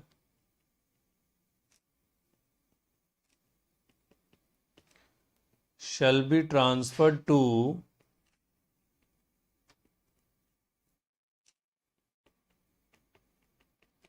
profit and loss account, shall be transferred to profit and loss account।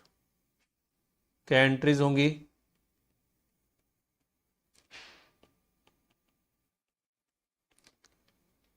CSR expense account debit to bank,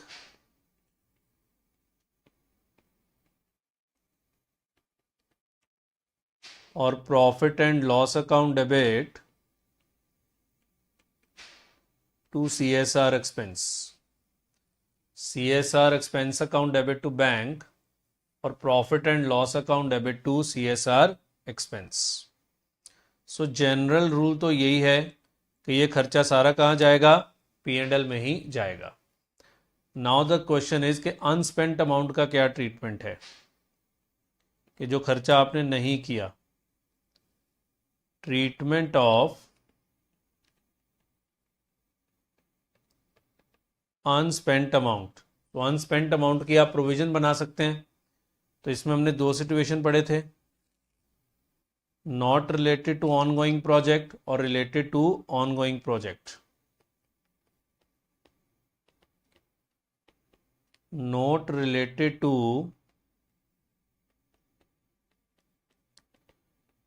ongoing project,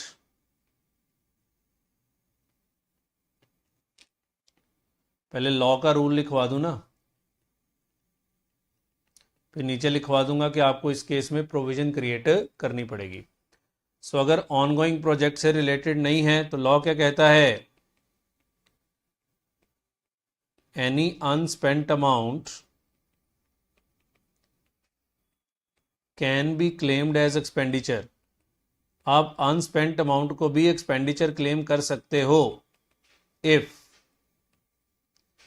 such amount is deposited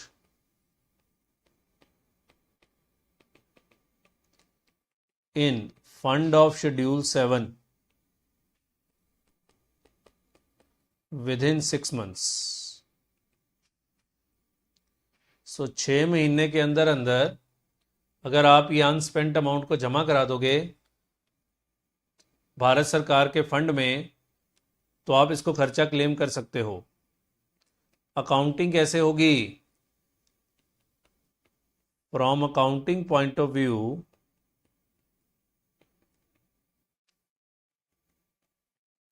provision for unspent amount, provision for unspent amount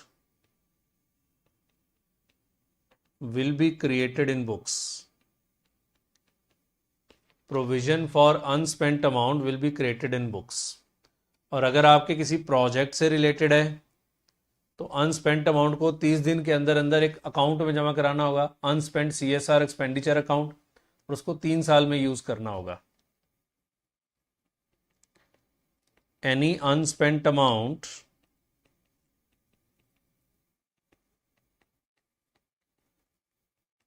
can be claimed as expenditure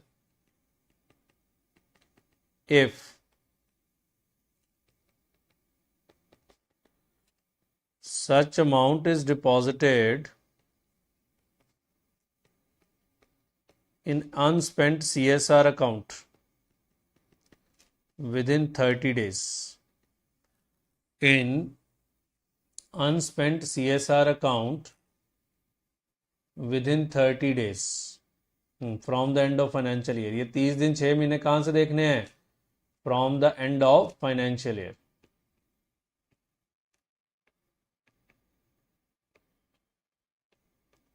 And such amount should be expensed in next 3 years. अगले 3 साल में आपको इसका खर्चा करना है। Accounting point of view से तो बच्चे सेम ही है कि आपको अनस्पेंट अमाउंट की क्या बनानी पड़ेगी? प्रोविजन बनानी पड़ेगी। So accounting point of view से कोई फर्क नहीं है। क्लियर है? सो यहां मैं एंट्री भी डाल देता हूं आपके लिए। तो CSR एक्सपेंडिचर अकाउंट डेबिट, मान लो 1 करोड़ खर्चा कर दिया आपने 75 लाख, बाकी टू प्रोविजन 25 लाख। लिखो इसको जल्दी। This is the treatment of unspent amount.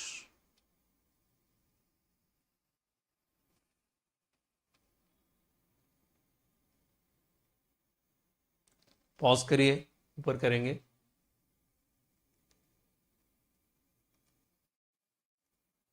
चलिए, सो आराम से बच्चे इसको पॉज करके लिख लीजिएगा। क्लियर? फिर एक्सेस अमाउंट का treatment, C point.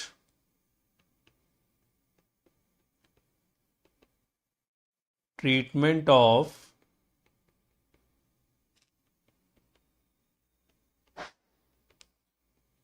Excess amount. Excess amount का क्या ट्रीटमेंट होता? क्या एक्सेस अमाउंट आप आने वाले सालों में क्लेम कर सकते हैं? कर सकते हैं। Excess amount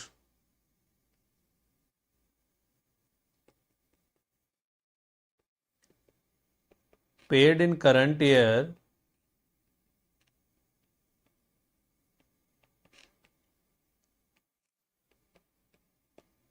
can be treated as expenditure of future years. Can be treated as expenditure of future years. So, company need to create asset for excess amount spent in current year.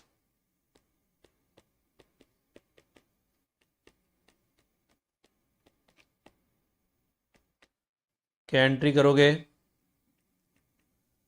CSR expenditure account debit. मान लो 1 करोड़ का खर्चा है, आपने पे कर दिया 1 करोड़ 10 लाख, सो बाकी आपका एसेट बनेगा prepaid CSR expense account debit 10 lakh. आने वाले कितने सालों तक इसको यूज कर सकते हैं? 3 साल तक। Such prepaid expense can be utilized for meeting CSR obligation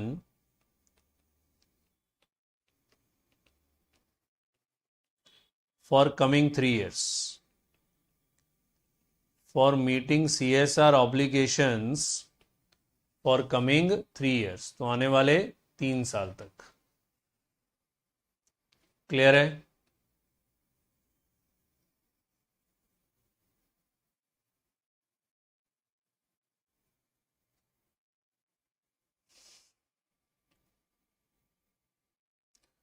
फिर अगर कंपनी क्लेम नहीं करना चाहती कि हम कैरी फॉरवर्ड नहीं करना चाहते, तो फिर आप कोई एसेट नहीं बनाएंगे। पढ़ाया था ना, if company decided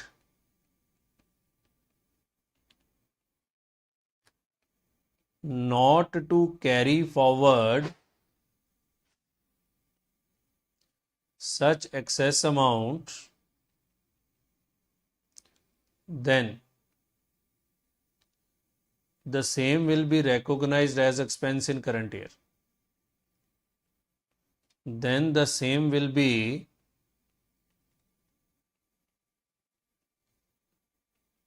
recognized as expense in current year.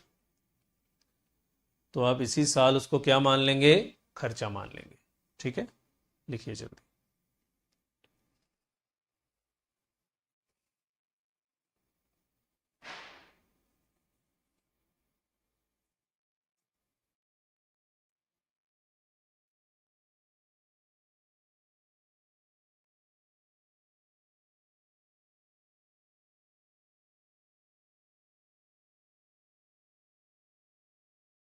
Clear है?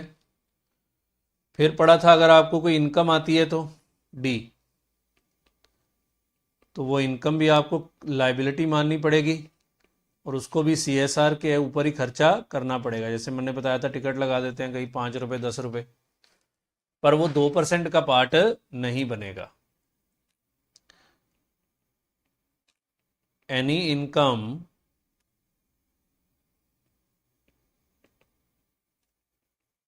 arising in CSR activities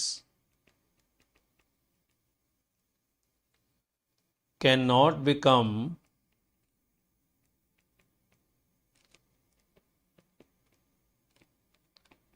income of company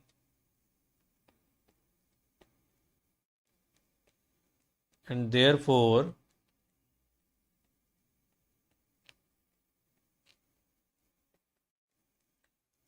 it should be recorded as liability. Such liability is to be incurred in future years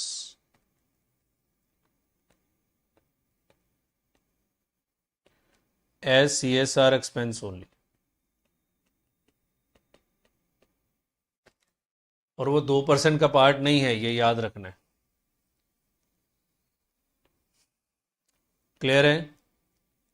फिर बच्चे एक बात आती है कि मान लो आपने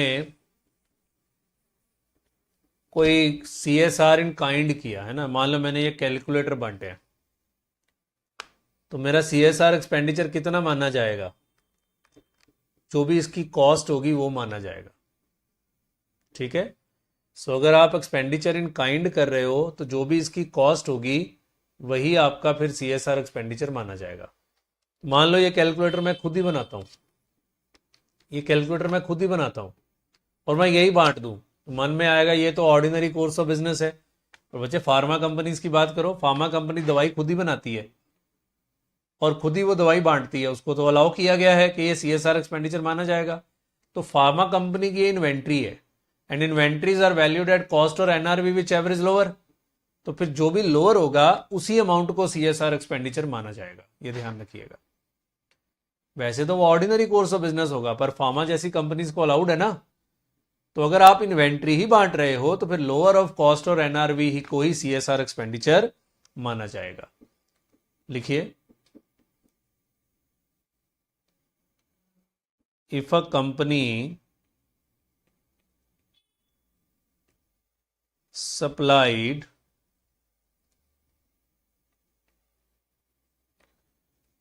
goods as CSR expenditure, then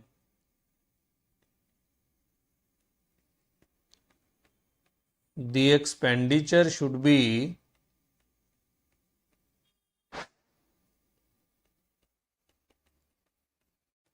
debited as per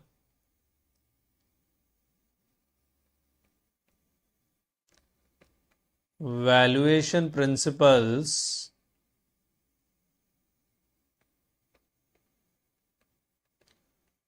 prescribed in AS2 or Ind AS2, that is lower of cost or NRV।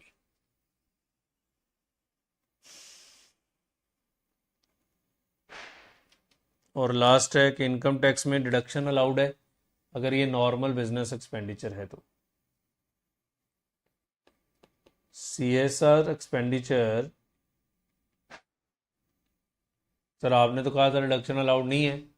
भाई अगर वो 30 से 36 सेक्शन का है फिर तो अलाउड है, और मुझे तो वही लिखवानी है क्योंकि क्वेश्चन उसका है। CSR रेंट वाला,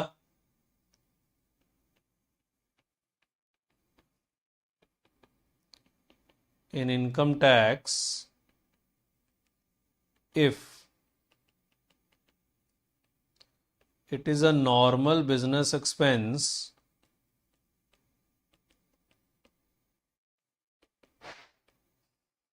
as per section 30 to 36 of income tax act। बस जी,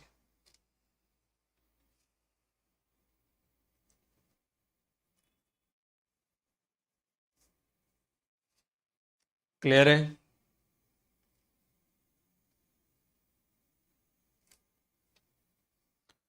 अब लास्ट लिख लीजिए जी, डिस्क्लोजर रिक्वायरमेंट्स। सो डिस्क्लोजर रिक्वायरमेंट्स बच्चे शेड्यूल 3 वाली ही हैं। ये देखो हमने शेड्यूल 3 में लिखवाई हुई हैं। ये देखो, amount required to be spent, amount actual expenditure, shortfall कितना है जो आपने जमा कराया या नहीं कराया, रीज़न क्या है शॉर्टफॉल का, nature of CHR expenditure, related party transaction, यही सारे के सारे डिस्क्लोजर हैं। तो मैं ये नहीं कोई चेप देता हूँ, यही शेड्यूल 3 में भी हमने लिखे थे और यही सारे के सारे डिस्क्लोजर आपके इंस्टीट्यूट के गाइडेंस नोट में भी हैं। सो लो जी, पॉइंट नंबर जी, डिस्क्लोजर रिक्वायरमेंट्स। सो मैंने वही चेप दिए हैं क्योंकि यही सारे के सारे डिस्क्लोजर्स हैं जो आपको देने पड़ेंगे। क्लियर है। सो एक बार आप यहाँ पे लिख लीजिएगा ताकि आपको दोबारा शेड्यूल 3 में जाके पढ़ना ना पड़े। चलिए जी, सो ये सारी बातें हो गई, छोटा सा टॉपिक था, हमने सारे क्वेश्चंस भी कर लिए प्लस बातें भी सारी हो गई। 5 नंबर पक्के हो गए जी पेपर में। चलिए, सो बात यहाँ ख़त्म करते हैं। बहुत बहुत धन्यवाद, बाय।